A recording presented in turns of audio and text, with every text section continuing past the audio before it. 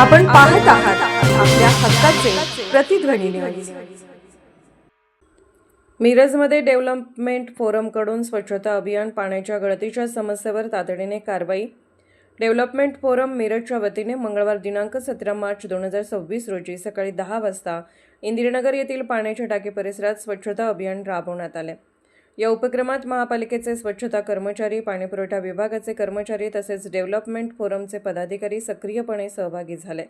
यावेळी डेव्हलपमेंट फोरमचे प्रकाश साबळे, शीतल कदम, कपिल सावंत, पद्मावती फाउंडेशनचे विवेक उर्फ बंडू शेटे, पाणीपुरवठा विभागाचे कुंभार साहेब तसेच ड्रेनेज विभागाचे प्रमोद सर्वते उपस्थित होते।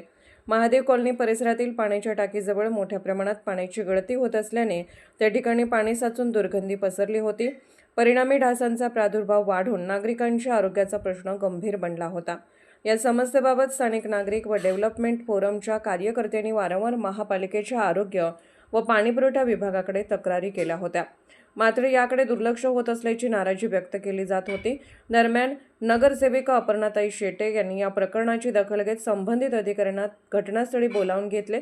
त्यांनी तात्काळ स्वच्छता मोहीम राबवण्याचे तसेच गळती दुरुस्त करून परिसराची देखभाल करण्याचे आदेश दिले।